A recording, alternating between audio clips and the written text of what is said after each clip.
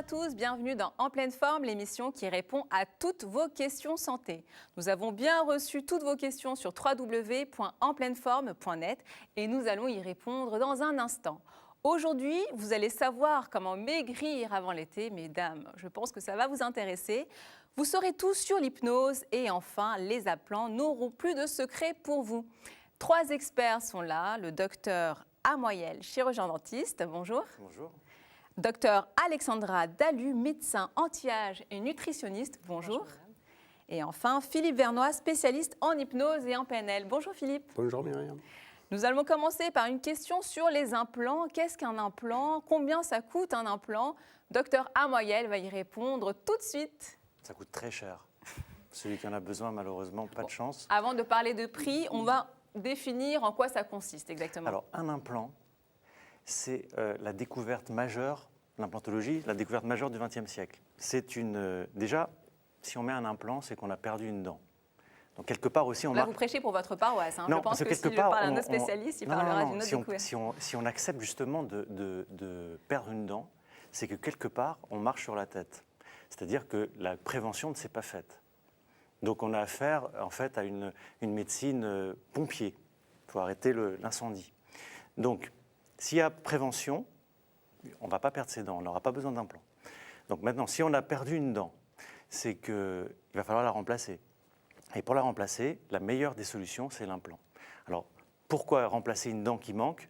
Parce que la nature a horreur du vide. Dès qu'il y a des trous, il va y avoir des mouvements, ça va déséquilibrer la mâchoire.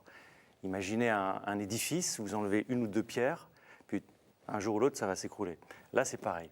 Un implant, donc c'est une vis, comme une cheville dans le mur, qu'on va mettre dans la mâchoire et sur laquelle on va mettre la nouvelle dent qu'on appelle une couronne. Voilà la technique. Vous creusez un trou dans la mâchoire. Ouais, on creuse un trou dans la mâchoire, on met une vis, on attend quelques semaines, en général entre 8 semaines et 12 semaines, que ça s'intègre, que l'implant s'intègre dans l'os, et ensuite, on remet une nouvelle dent par-dessus, qu'on appelle la couronne. Et un implant, ça dure toute une vie? En principe, ça dure toute une vie. C'est une technique extrêmement fiable qui s'appuie quand même sur 30 ans d'études cliniques. Donc c'est 95% de succès. C'est énorme. Il n'y a pas beaucoup de choses qui donnent 95% de succès. Combien ça coûte un implant? Parlons argent. Entre 1 500 et 2 000 euros. Donc si je veux économiser 2 000 euros, vous ne faites pas d'implant, vous partez sur un truc... Donnez-moi des conseils de prévention quand même. Eh ben, vous voulez économiser 2 000 euros, vous allez chez le dentiste tous les 6 mois, vous lui faites confiance, il passe une radio, il regarde s'il y a des problèmes. Tous les problèmes qui seront pris à temps ne se traduiront pas par la perte d'une dent ou de plusieurs dents. Parce qu'il y a des gens qui ont eu la malchance de perdre toutes leurs dents. Là encore, il ne faut pas attendre que ça fasse mal pour aller consulter. Ce n'est pas parce qu'on a pas mal qu'il n'y a pas un problème. Donc c'est tout l'intérêt de la prévention. Mais puisque vous parlez argent, dans l'assurance maladie, la prévention n'existe pas. Donc ça, c'est un acte qui n'est même pas remboursé. C'est dire à quel point on est à l'envers. D'accord, je vous remercie en tout cas pour tous ces conseils. Donc vous savez tout maintenant sur les implants et vous allez savoir tout sur les régimes. C'est bientôt l'été, mesdames et messieurs. Je pense que des conseils de régime intelligent vont vous faire le plus grand bien. Le docteur Alexandra Dalu va nous dire comment faire pour maigrir intelligemment, rapidement et sans perdre la forme. Alors, si on veut maigrir intelligemment, justement, on ne se met pas au régime. Parce que les régimes ne fonctionnent pas, ils sont apparus, c'est une mode qui est apparue dans les années 60 et c'est un grand paradoxe. Depuis les années 60, l'obésité augmente. Les régimes, la pratique des régimes a augmenté et pourtant ça ne fonctionne pas. Donc il ne faut pas se mettre au régime. On le sait qu'il faut manger équilibré. Voilà, il y a une bonne triade, l'exercice physique pas forcément intensif mais régulier, dîner très léger, un peu plus copieux le matin et au déjeuner, ne pas grignoter, supprimer quand même l'apport des sodas, de toute forme de boissons sucrées, pas trop de gâteaux non plus évidemment, et puis bien dormir, puisqu'on maigrit pendant le sommeil, vous avez des hormones qui sont sécrétées pendant le sommeil, qui vous font maigrir et qui préparent également la synthèse de certaines hormones de la journée qui vont réguler votre glycémie et le gras également. Donc plus on dort, plus on maigrit? Alors il y a une étude très intéressante qui montre que les gens qui dorment bien sont moins enclins à la pulsion sucrée et la pulsion grasse. Les gens qui ont une nuit beaucoup plus courte, avec un sommeil non récupérateur, vont être attirés par le sucre et le gras. Donc c'est quand même une des choses à prendre en considération au Parce qu'étant cabinet. donné qu'ils ne vont pas puiser leur énergie dans le sommeil, ils vont la puiser dans les aliments. Alors en fait, vous avez de la gréline et du cortisol qui sont augmentés dans une nuit courte. Et les corollaires, dans une nuit longue, la synthèse de la gréline diminue, la leptine augmente et elle est coupe-faim. Donc en fait, voilà, on peut vraiment doser ça. Donc c'est quelque chose de scientifiquement maintenant démontré. Alors, Aude, qui souhaite maigrir avant l'été et qui se plaint d'être fatiguée, bon, j'imagine que c'est à cause d'un régime, parce que lorsqu'on fait un régime, on se prive de plusieurs nutriments, de vitamines, et c'est pour ça qu'elle est fatiguée.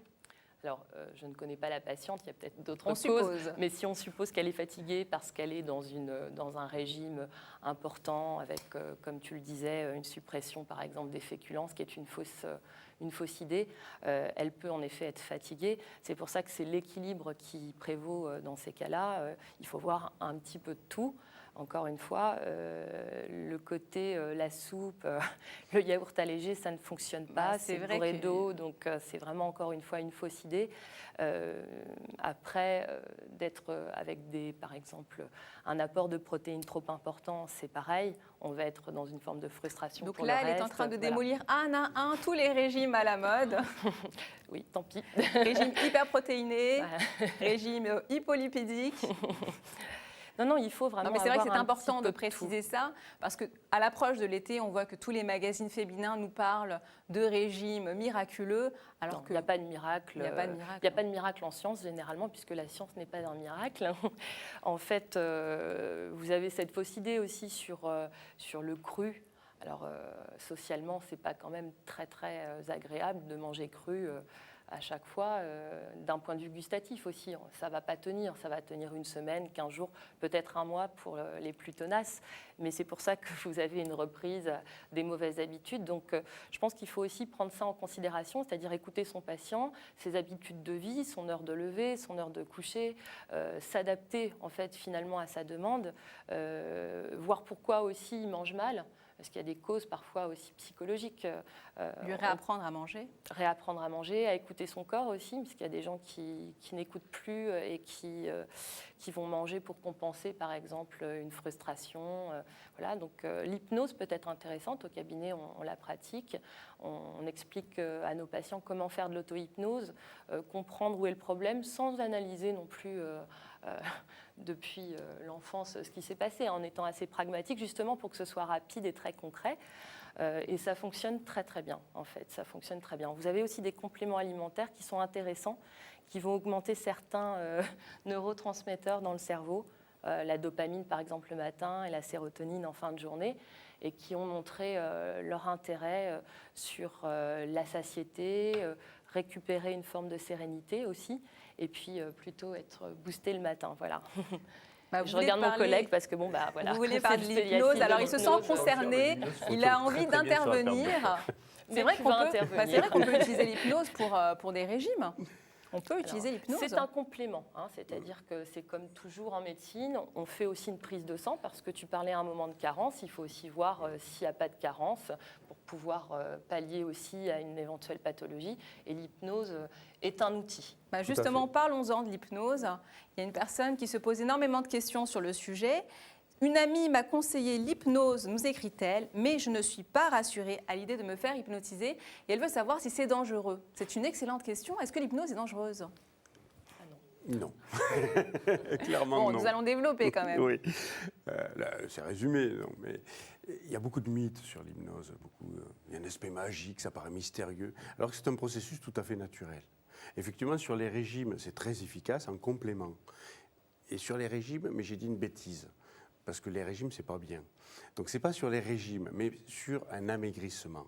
Sur un amaigrissement, je ne suis pas un spécialiste. On a dans notre institut des spécialistes de cette forme d'hypnose, mais je sais qu'il y a de très bons résultats avec l'hypnose sur l'amaigrissement.